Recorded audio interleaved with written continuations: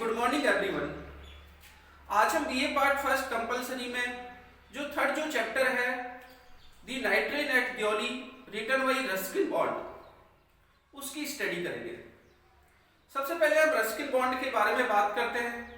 कि Ruskin bond का जन्म 1934 में हुआ है और वो ब्रिटिश मूल के उपन्यासकार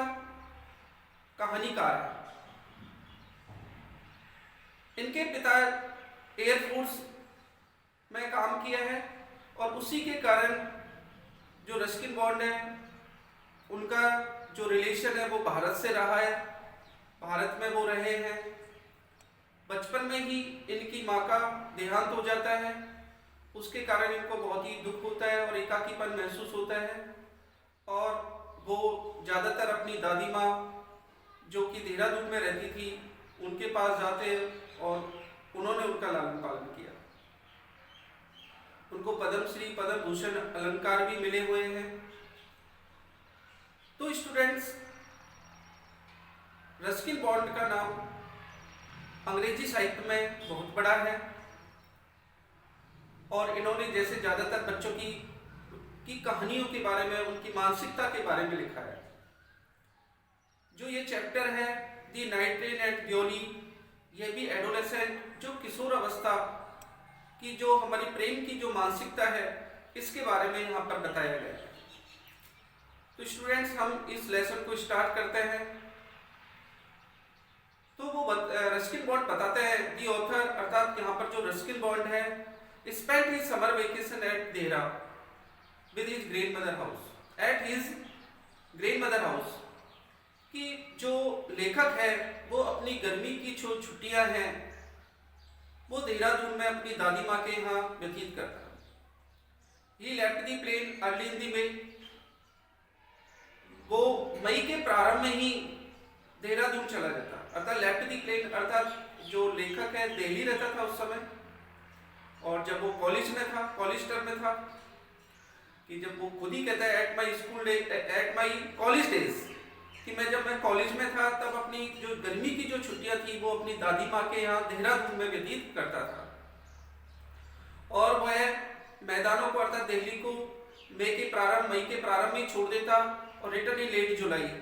जुलाई में लौटता। खुद कभी कहता है कि I went there by train, कि मैं वहां पर ट्रेन के माध्यम से जाता।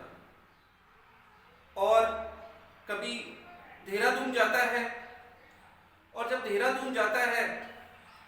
तो ट्रेन को अर्ली इन दी मॉर्निंग की सुबह एट अबाउट 5 o'clock, सुबह लगभग 5 बजे की train reach at Deoli station, की जो ट्रेन है वो दियोली स्टेशन पहुंचती है। अब जो ऑथर है, ऑथर को बड़ा आश्चर्य होता है क्योंकि जो दियोली स्टेशन है it is a small station, ये एक छोटा सा स्टेशन है। There is a waiting room, वहां पर एक वेटिंग रूम है, प्रतीक्षालय है, एक रूम ऑफ स्टेशन मास्टर का रूम है, एक टी स्टॉल, एक चाय की खड़ी है, एक फ्रूट वेंडर, एक फल विक्रेता है, एंड सम स्ट्रे डॉग्स, और कुछ घुमक्कड़ कुत्ते हैं। इन सभी के बारे में कहता है कि वहां पर एक स्मॉल स्टेशन होने के बावजूद जो लोग हैं डोंट लाइक, वो पसंद ही नहीं करते get in and get out, ना तो उतरना पसंद करता है ना ही चढ़ना पसंद करता है। और उससे आश्चर्य होता है कि यहाँ पर जो लोग हैं वो उतरते क्यों नहीं है और इसमें चढ़ते क्यों नहीं है। और वो खुद भी सोचता है कि एक दिन मैं यहाँ पर रुकूंगा, अपनी यात्रा को विराम करूंगा, टू प्लीज दी टाउन, इस कस्बे को, या to the please the station, इस स्टेशन को खुश करने के लिए, और यहाँ पर मैं पूरा समय व्यतीत करूंगा और इसका पता लगाऊंगा कि लोग यहाँ पर क्यों उतरना क्यों चढ़ना पसंद नहीं करते। अब कभी जैसे ही वहां पर ट्रेन पहुंचती है तो वो देखता है ही सा एक गर्ल, वो एक लड़की को देखता है। दी गर्ल वॉज यंग, लड़की युवा है। She was selling basket to make her living, वो अपनी आजीविका कमाने के लिए बास्केट बेच रही है, टोकरियां बेच रही है। और वो उसके बारे में भी वर्णन करता है कि he is her feet were bare, उसके पैर नंगे हैं, हर क्लोज वर ओल्ड, उसके कपड़े पुराने हैं, she put on a shawl on her shoulders, उसने अपने कंधों पर शॉल डाल रखी है, और she was walking with grace, और बड़ी सज्जनता से, बड़ी शालीनता से वो चल रही है। तभी कवि कहता है, ऑथर कहता है कि then meet her eyes with me, कि उसकी जो आंखें हैं मेरी आंखों से मिल जाती है, और जब मेरी आंखों से मिल जाती है तो वो सीधा ही वो मेरे जो कंपार्टमेंट है उसकी विंडो के पास आ जाती है, और मैं भी जो फुटबोर्ड्स होता है, जो दरवाजा है, उसकी तरफ लपकता हूं। उसने क्वेश्चन करती है कि do you want a basket, क्या आप टोकरी खरीदना चाहते हो, और मैं मना कर देता हूं कि भाई मुझे टोकरी नहीं चाहिए। इसके बाद ना तो वो लड़की ही कुछ बोल पाती है और ना ही वो लड़का कुछ बोल पाता है, और इस तरीके से 10 मिनट बाद जो गार्ड है ब्लू हिज विसल, वो अपनी सीटी बजा देता है, और जो ट्रेन है वो स्टार्ट टू मूव, वो चलने को स्टार्ट हो जाती है। इस तरीके से जो दोली स्टेशन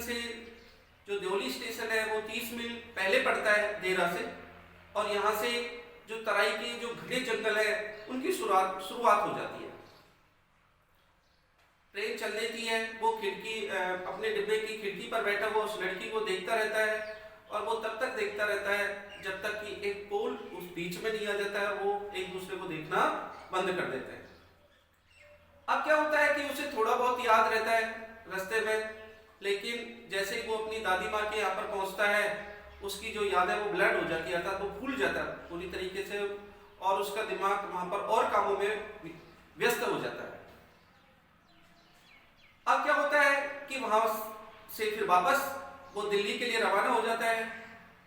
और जब वो दिल्ली के लिए रवाना होता है तो ट्रेन जैसे ही दिल्ली स्टेशन पर आती है तभी उसे लड़की की वो याद आती है, और वह अपनी खिड़की में से लड़की को देखता है,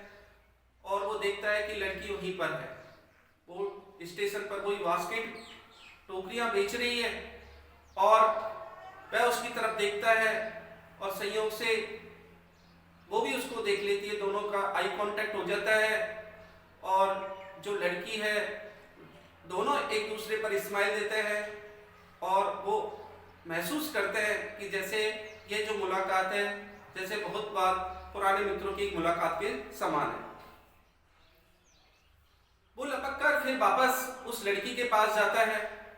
और उस लड़की से कहता है कि मुझे दिल्ली जाना है, लेकिन लड़की कहती है मुझे कहीं नहीं जाना है। फिर वही प्रश्न करती है कि क्या आपको टोकरी लेनी है, ये अच्छी है,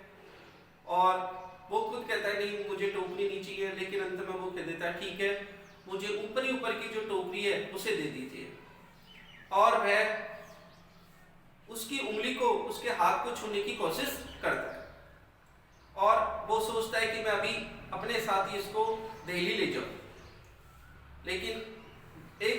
कोई भी कुछ नहीं कहता है। और थोड़ी देर बाद वही ट्रेन का जो गार्ड है ब्लू हिज विसल अपनी सीटी बजा देता है, और ट्रेन क्या होती है वहां से चलना शुरू हो जाती है, और लेखक को अपने कंपार्टमेंट में, अपने डिब्बे में पहुंचने के लिए दौड़ लगानी पड़ती है, और जंप लगाकर अपने डिब्बे में जाना पड़ता है, और वो जो गार्ड है उसको मन ही मन गाली देता है। अब की बार लड़की का उस पर बहुत ज्यादा प्रभाव पड़ता है, और पूरे रास्ते वो लड़की को याद करता रहता है,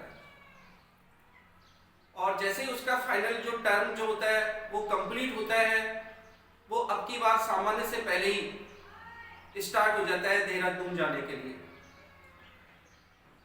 अब की बार वो फिर रवाना हो गया, और ट्रेन जैसे ही दिल्ली स्टेशन पर पहुंचती है, और वो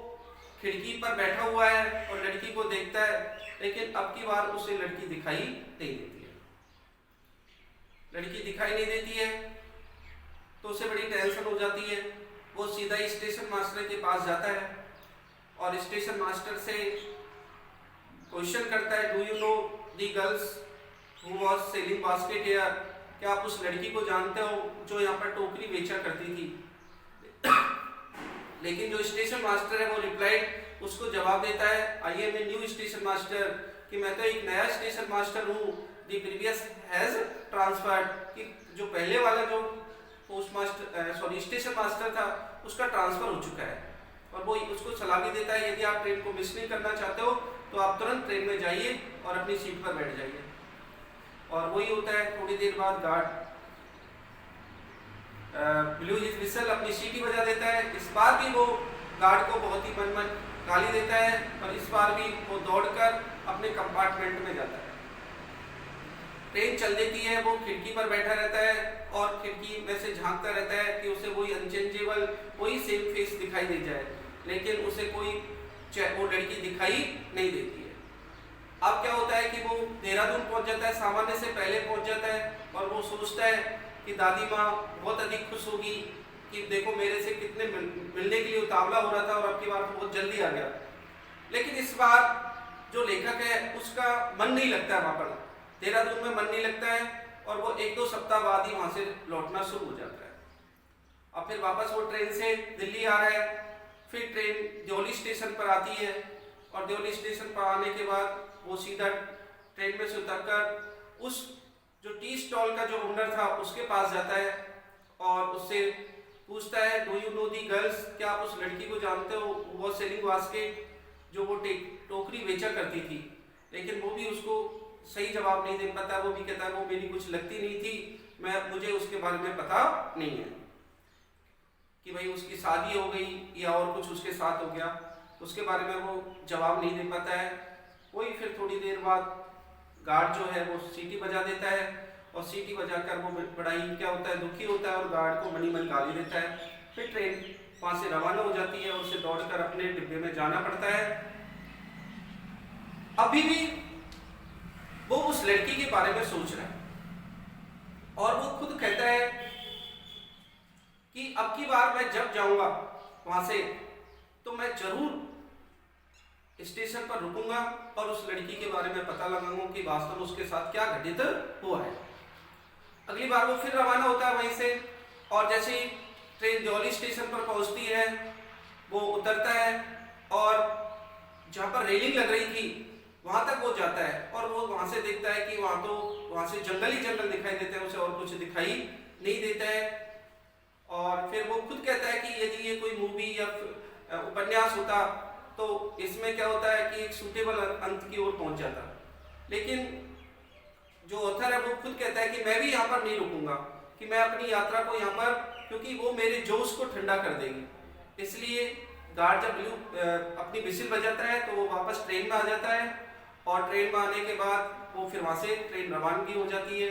तो लेखक कहता है कि मैं जितनी बार भी यहाँ से देहरादून से गुजरा, अर्थात इस नाइट ट्रेन से गुजरा, मैंने हर बार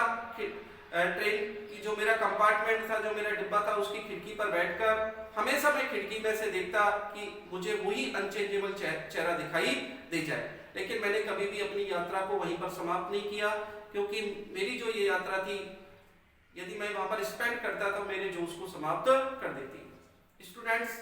यहीं पर इस कहानी का समापन होता है। मैं आशा करता हूँ कि आपको ये जो वीडियो है अच्छी लगी होगी। यदि आपको ये अच्छी लगी हो तो प्लीज़ इसे लाइक करें, सब्सक्राइब करें, शेयर करें। Thank you very much.